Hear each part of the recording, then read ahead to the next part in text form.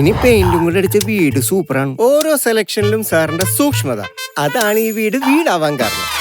പെയിന്റിന്റെ കാര്യമൊന്നും പറഞ്ഞില്ല. പെയിന്റിലാണ് കാര്യം, നാലാള് കാണുന്നല്ലേ. ഈ പെയിന്റിന്റെ കാര്യത്തിൽ ഇന്റർനാഷണൽ ജാടകളൊന്നും എനിക്ക് വേണ്ട. ഞാനൊരു സാധാരണക്കാരനാണ്. എന്റെ ബഡ്ജറ്റിന് ഒതുങ്ങുന്നതായിരിക്കണം എന്റെ പെയിന്റ്. അതായത് കുറഞ്ഞ അളവിൽ കൂടുതൽ ഏരിയ, അതല്ലേ സാറിന്റെ ഉദ്ദേശം? അതെ. അതേസമയം ക്വാളിറ്റിയിൽ കോംപ്രമൈസ് ചെയ്യാനും പാടില്ല. അപ്പൊ ഏതായിരിക്കണം പെയിന്റ്? ഞാൻ ഇഷ്ടപ്പെട്ട് കെട്ടിയ വീടിന് എന്താ മാജിക്ക്?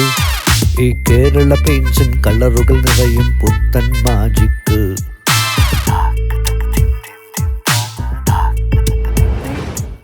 പലവിധ കളറിൽ ചുമരുകൾ. എന്താ സാറേ, ക്ഷീണിച്ചു പോയല്ലോ? എന്ത് ചെയ്യാനാ സാറേ, പെയിന്റ് പണിയായി പോയില്ലേ. എന്റെ കുടുംബത്തിന്റെ ആരോഗ്യം പോലെ തന്നെ എനിക്ക് പ്രധാനമാണ് ലാസറിന്റെ ആരോഗ്യം. അതുകൊണ്ടാണ് കെമിക്കൽസ് കുറഞ്ഞ കേരള പെയിന്റ്സ് എന്നെ സെലക്ട് ചെയ്യാൻ ഞാൻ പറഞ്ഞത്. അതുകൊണ്ട് ധൈര്യമായിട്ട് അടിച്ചു. ഈ കേരള പെയിന്റിൽ ചുമരുകൾ തെളിയും ലാസ്റ്റിംഗ് മാജിക്. കളറുകൾ നിറയും. സാറ് പറഞ്ഞ കറക്റ്റാ. വീട് ഒത്തടിച്ചിട്ടും പെയിന്റ് ഇപ്പോഴും ബാക്കിയാ.